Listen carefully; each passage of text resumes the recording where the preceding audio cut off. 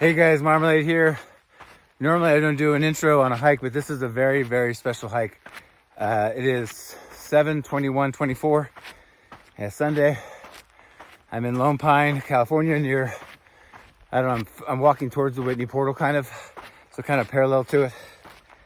But I've been wanting to do this hike. I found this hike a couple years ago when I was coming up here to do a bunch of hikes and I never got to it.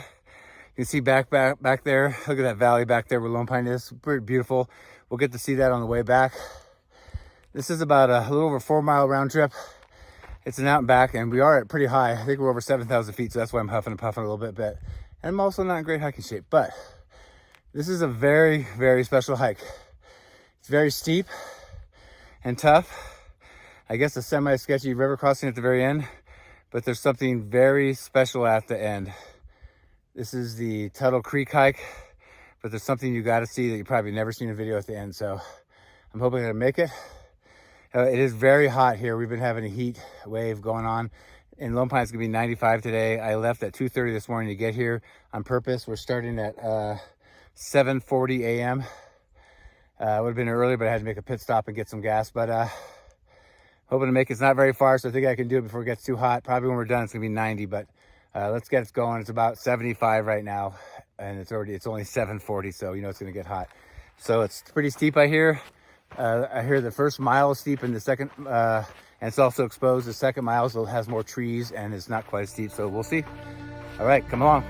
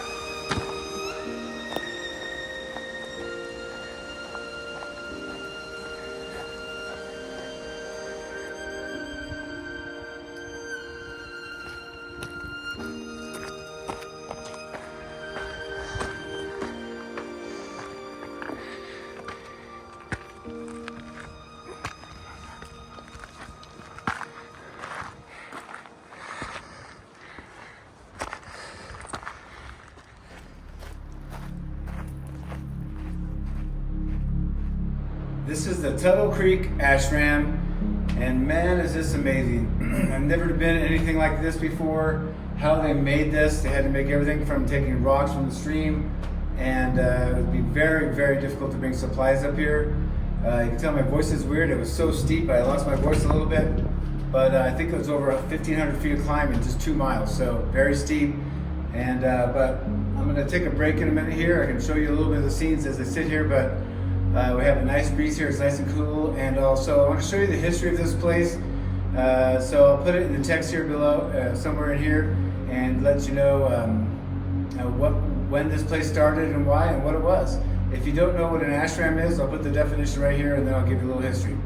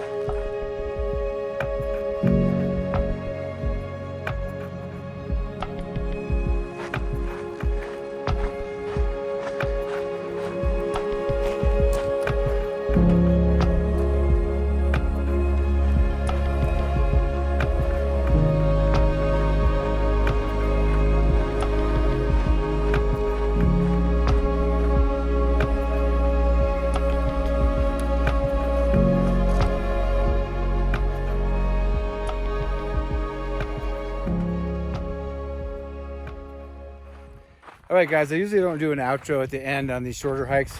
I'll have the stats at the very end on my Relive map, GPS map. But a couple things I wanted to say is that the last 1.5 to 2 miles is dirt, a little bit sketchy. I have a Ford Bronco Sport. There was a Subaru out here and a truck. But if you have a lower car, park on the cement road before it turns into dirt. It can get fairly slanted, and the center part in between your tires can get real high where you could bottom out. Also some decent sized rocks. So I'll show it a little bit on the way out here, but main thing is, yeah, make sure you have a decent amount of clearance. I don't have a super high one. I have an SUV, but it was fine. Never touched bottom at all. And the main thing is on this one, you guys, oh my gosh, what an amazing experience. But this is hard. No excuses, but I did only get about 3.5 hours of sleep, and I left San Diego, which is sea level. And I'll put the elevation, whatever it was, at the very highest point where the ashram is. But, you know, that's the reason I'm here about 3 days early, is to acclimate a little bit. But yeah, this was kind of tougher on me because I haven't been hiking a ton because of the heat, and then not much sleep, and the elevation gets to you. But make sure you're in good shape. I would say this is between a medium and a difficult hike, purely because of the steepness of it. The first half of it is fairly deep sand. The second half is kind of rocky and periodic sand, so it's not an easy hike.